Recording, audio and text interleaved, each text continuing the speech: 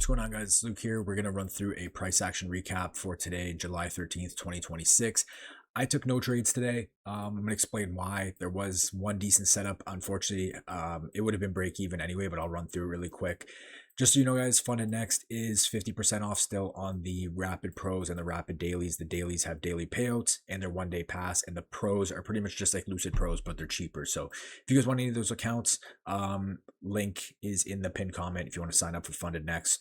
And okay, let's get right into this. So starting off on the higher time frame today, I was neutral bias. Why was I neutral? Because on the higher time frame on the daily, we were still respecting a daily bullish gap, but on the 4 hour, we were trending bearish. So I could see us either coming down, taking out continued sell side, or I could see us respecting that daily and continuing higher. And what did we have for our buy side draws?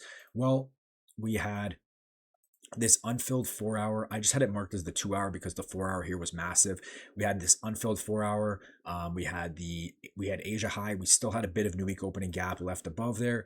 And then for sell side, we had, let me just skip forward a bit. 7, 8 o'clock. We had some draws below right here, leading down on the higher time frame. But you could see coming into 9 a.m. we were actually respecting bullish. So I personally wanted to see a move higher up towards that unfilled 4 hour. So either continuation longs towards that, or if we got up to there, I wanted to see continuation higher time frame, continuation shorts from there. So going down to the lower time frame, we had this 30-minute gap that we were respecting coming into market open right here, but we also had this 15-minute bullish gap that we were still respecting as well. So basically I was just using this 15-minute gap here as a condition. If we respect it, potentially I look for longs, and then if we disrespect it and trade through it, then I would like shorts. So market initially opens up and we get this move down right here. We come down, we sweep out sell side, and right here we get this 15-second inversion, and you can see ES at the same time. ES starts ripping to the upside at this point. We do technically have a bullish S&T. You can see NQ came down, swept out lows. We could see ES failed to sweep out the lows. ES is leading bullish, and we get this 15-second inversion. Keep in mind, we're still respecting that 15-minute bullish gap as well, and we have a 930 wick right here that we could target. I was looking at the 30-second, and I didn't get a chance to enter this at all. I definitely had time to enter on the retrace, but I figured I was like, I'll just chalk it up that I missed this trade. But I probably would have taken this, or if I was super prepared, maybe on this retrace right here, stop likely would have been down here to keep it as protected as possible. And I would have been targeting the 1-to-1. Now, could you have tightened the stop loss up? Potentially. You could have potentially had it somewhere around here or here. But for me personally, I mean, could you have scraped the 1-to-1 here? Yeah, you literally could have scraped the 1-to-1 if you tighten the stop up. So, but for me personally, I would have had my stop lower if I did take this. Again, I wasn't prepared, but for me, it would have been break even, because as you can see right here, we get this retrace. And from here, my break even, my rule is I always love to go break even at the 930 wick, and as long as it's not insanely close. So from here, if I was in this trade, I know personally we would have had this pullback. I would have gone break even on this candle right here, because you could see we do end up wicking above the 930 wick. We have this pullback. There should be no reason for us to, pull back lower at this point unless we're just incorrect. So for me, this would have been a break even trade. But again, I just wasn't prepared. I do think it isn't a bad loss if you didn't go break even, because you would think it would go higher here. But again, at the same time, ES has just came up, ripped out all the draws and liquidity to the upside.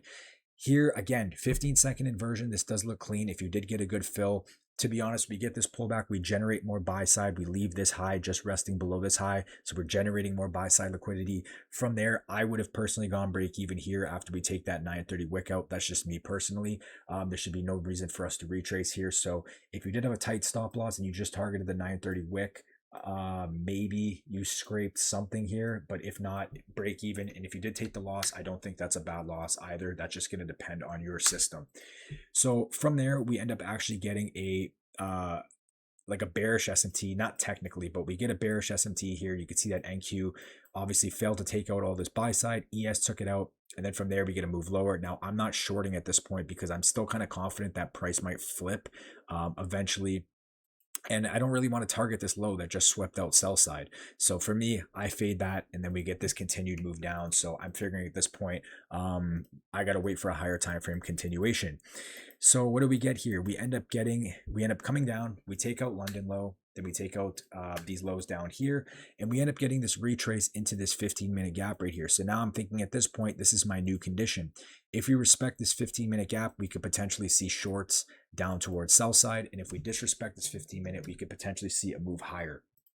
So at the same time, we can see ES is all the way up here, pushing aggressively bullish. So it's kind of just throwing me off at this point. ES and NQ are doing the complete opposite.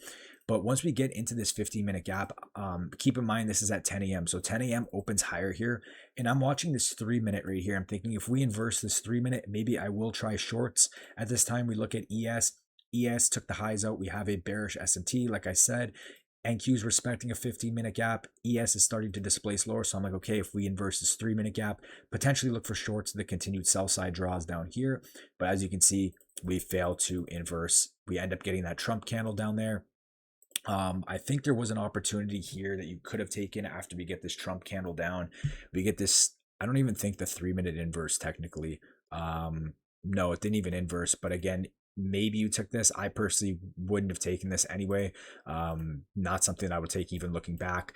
From there, just a very slow, choppy delivery. We don't get a continuation, nothing like that. We come up, we take that internal, that intermediate term high right here, and we get a very slow delivery down. So there's really not much to go over today, guys. I think the trade of the day was that market open. That market open 15-second. Again, you might have taken a break even or a loss on that. I think I haven't seen anybody who took the win on that unless you went with a super tight stop loss on that. But again, we come down, we manipulate down off market open, 15-second inversion right here. If you did get a good fill and a tighter stop loss, you might have gotten away with it. But again, I personally would have gone break even at this 930 wick. You could see we barely take it out. And again, after this retrace, there should be no reason for us to fail to distribute higher if we're right about the draw being higher. But if you didn't go break even and you had the rule that you wanted to hold, I don't think that's bad as well. But again, I think this was the main trade of the day. Other than that, did not see anything personally I would have wanted to take, and that's why I didn't take any trades today. So we're going to try it for Asia tonight, hopefully. We'll see. I'm probably going to, well, after this, I'm going to go pick up a rapid daily and try to pass that hopefully tonight. We'll see what happens, or maybe like a couple of them. But yeah, we'll see what we can do. I'll keep you guys updated. If I take anything in Asia tonight, I'll do another trade recap. But anyway, that's it for me, guys. Let me know if you guys took anything today. Let me know what you guys thought of that market open long. That's it for me. Talk to you guys in the next one. Peace.